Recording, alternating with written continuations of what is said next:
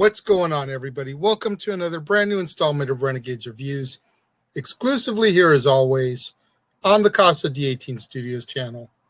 I, of course, am your host, the Renegade J.J. Williams, and today we're going to be discussing the Avengers film that's not an Avengers film. We're going to be discussing Captain America: Civil War, starring Chris Evans, Robert Downey Jr., Scarlett Johansson, Sebastian Stan, Anthony Mackie, Don Cheadle, Jeremy Renner, Chadwick Boseman, Paul Bettany, Elizabeth Olsen, Paul Rudd, Emily Van Camp, Tom Holland, Frank Grillo, William Hurt, Daniel Bruhl, John Slattery, Martin Freeman, Marissa Tomei, and John Kanai. What's going on, everybody? Thank you for joining me here once again for another brand new installment of Renegades Reviews. And like I said during the introduction, today we're going to discuss the Avengers film that's not really an Avengers film. It's the third chapter in the Captain America saga, Captain America: Civil War. And our film opens in 1991 as the brainwashed super soldier, James Bucky Barnes, is dispatched from a Hydra base in Siberia in order to intercept an automobile carrying a case of the super soldier serum. Meanwhile, in the present day, it's approximately 1 year since the events of Age of Ultron and the defeat of Ultron in Sokovia at the hands of the Avengers.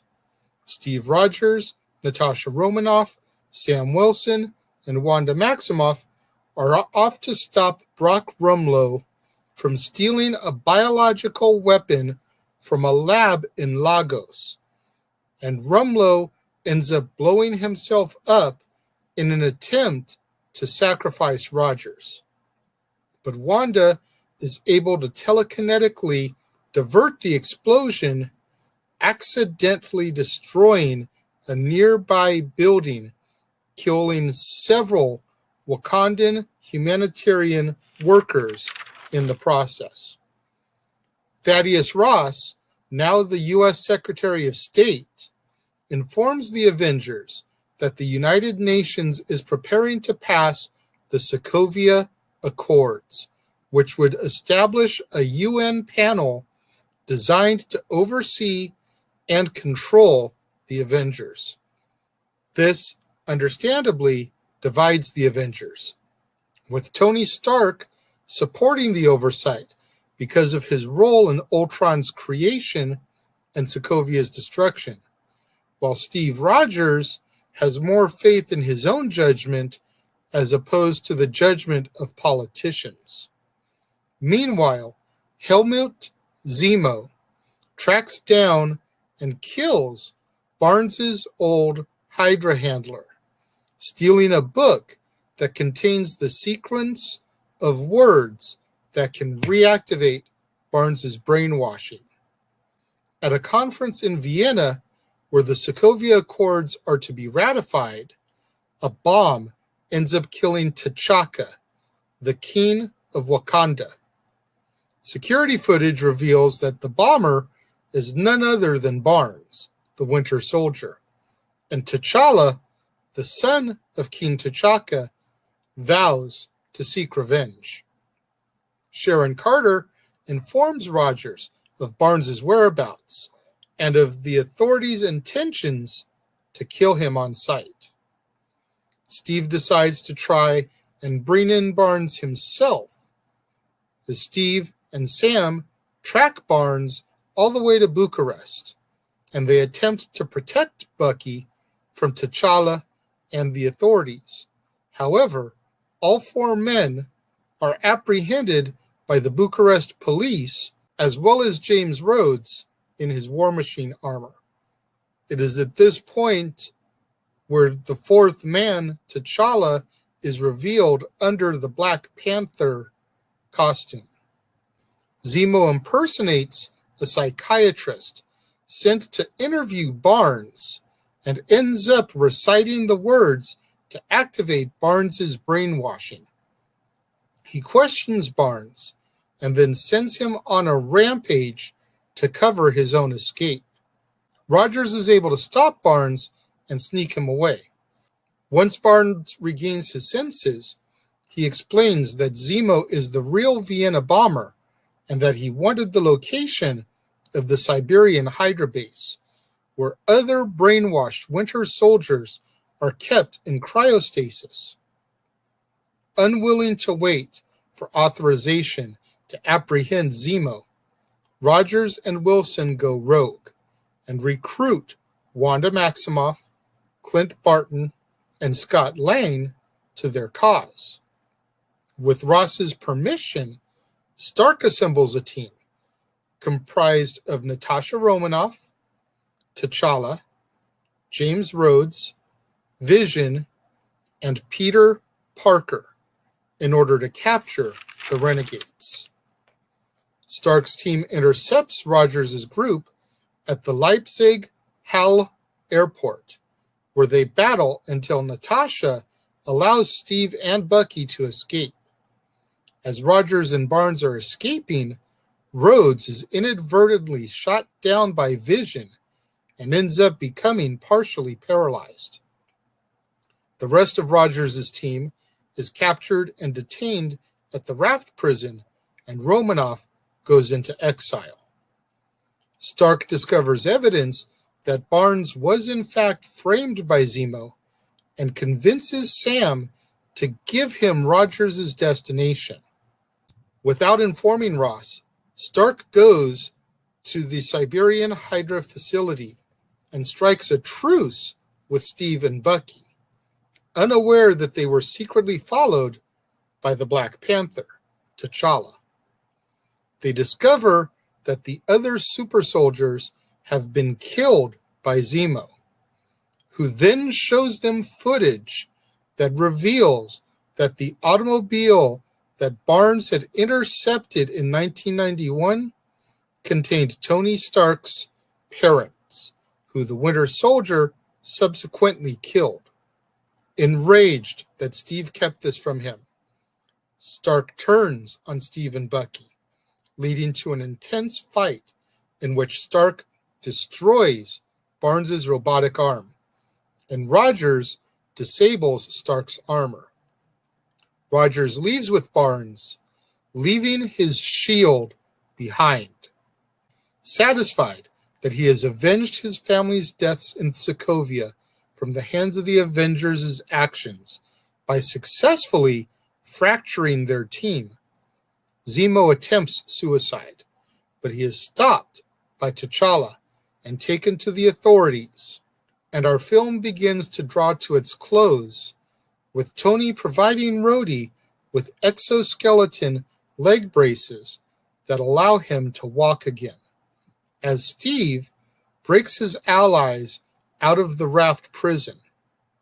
In our mid-credits scene, Barnes is granted asylum in Wakanda and chooses to return into a cryogenic sleep until a cure for his brainwashing can be found. And our post-credit scene has Peter Parker exploring the features of his new web shooters built for him by Tony Stark. You know, once again, I've made it abundantly clear to y'all how much I love Steve Rogers, Captain America. And once again, in this film, he shows all the reasons why I love him. The fact that he trusts his own judgment over the judgment of politicians is something that I definitely can get behind.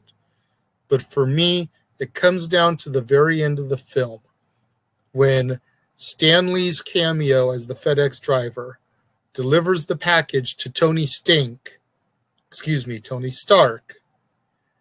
with the cell phone inside of it, and Cap's monologue in his letter to Tony, where he states, "My faith is in people, I guess, individuals, and I'm happy to say that for the most part, they haven't let me down, which is why I can't let them down either. I know you're doing what you believe in. And that's all any of us can do. That's all any of us should. So no matter what, I promise you, if you need us, if you need me, I'll be there. You know, despite of the battles that they just had against each other, I realize that you're just doing what you feel is right. So if you ever hit a point where you need me, I've got your back. Just one of the other many reasons why I love Cap. Despite the battle, despite the disagreements, despite the fight, you're still my brother, and if you need me, I got you. That says it all right there. When it comes to my rating of Captain America Civil War, just like the first Avenger, just like the Winter Soldier, it gets 5 out of 5 stars for me. I mean, there is not a bad beat in this film. Everything flows so smoothly, and the way that they introduce both T'Challa, the Black Panther, and Peter Parker, Spider-Man, into the universe, into this film, before then sending them off to get their own separate films, I thought was just great. Because basically the first half of the movie, you get the introduction of Black Panther, and then the second half, leading up to the fight, you get Peter Parker, and then you get the big fight sequence, the resolution, etc. But they spend the perfect amount of time covering and introducing and giving just enough arc to those characters to make you begin salivating for their solo movies, which we'll be getting to in a couple days here. Spider-Man Homecoming will be tomorrow, and Black Panther will be a few days from now. But it was just insanely well written the way they established those characters into this film, made you feel like you had known them forever, which I guess with Spider-Man you kind of already had through the Tobey Maguire and Andrew Garfield films. But for Black Panther, for people that weren't comic book fans, such as myself, perfect introduction, and I think that's why they gave him a little bit more of an intro than they did Peter Parker. Make sure you guys get out there on social media, though. Try to get those hashtags trending for me. Hashtag Casa D18 Studios, hashtag Renegades Reviews, hashtag Renegade Returns, and of course, the ever popular hashtag Shenanigans. We interrupt this episode of Renegades Reviews for an important announcement about merchandising. Merchandising? What's that? Merchandising. Come, I'll show you. Merchandising, where the real money's made. Make sure you go over to teespring.com/stores/Jeff Meacham Network for all the t-shirts you see here from the West Coast professor, Jeff Meacham himself. You can get shirts for the Jeff Meacham Network, Talk Wrestling, as well as the red and gold Meachamania shirts. And while you're there, don't forget to get your shirts of the Casa D18 Studios Brotherhood, the Dads on Wrestling shirt, the Renegade JJ Williams, Statboy Sports Bar, and the hashtag StatBoyApproved shirt. Make sure you go over to teespring.com/stores/Jeff Meacham Network and score your shirts today. Make sure you guys get out there. Do what that commercial just told you. Go to teespring.com/stores/Jeff Meacham Network. All the official merchandise of the Casa D18 Studios Brotherhood. Get you your Renegade JJ Williams shirt, Dad's Not Always on Wrestling, Statboy Sports Bar, hashtag StatBoyApproved, hashtag Shenanigans. Get you your official t-shirts of the Jeff Meacham Network, 3 different designs of the Jeff Meacham Network logo for you to choose from, along with Talk Wrestling, Meachamania, and so much more. It's summertime, beach bonfires, pool parties, barbecues. Go to teespring.com/stores/Jeff Meacham Network. Get you a tank top. You can choose from the Renegade JJ Williams or Meachamania. Either one is the perfect accessory for those hot summer days and those hotter summer nights. Get out there, show your love and support. While you're showing your love and support, do what that ticker tells you. Do you enjoy my content? Do you enjoy my daily videos? If so, go to that PayPal link, send me a couple buck donation.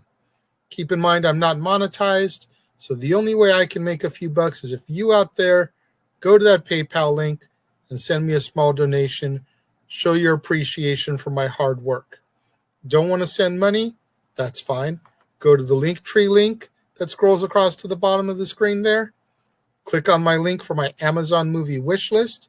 Order a movie. When it comes, I open it live on Renegade Recap.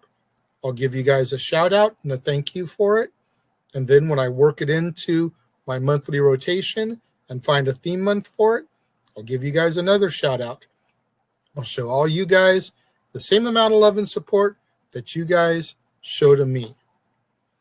Make sure you guys tune in tomorrow, right back here on the Casa D18 Studios channel for another brand new installment of Renegades Reviews when we discuss 2017's homecoming to the MCU, Spider-Man Homecoming, and the long-awaited film that we never thought would happen as Spider-Man joins the MCU officially. Can't wait to get into that tomorrow and discuss that one right back here on Renegades Reviews. All my loyal fans and viewers out there tuning in for the premiere, leaving your thoughts and comments over here. Thank you very much. I greatly appreciate each and every one of you. All my loyal fans and viewers out there tuning in a little bit later, watching on demand, leaving your thoughts and comments down here. Thank you very much. I appreciate each and every one of you guys. I appreciate all my loyal fans that tune in on a daily basis and watch and support my show. Thank you very much for watching, and I will see you guys next time.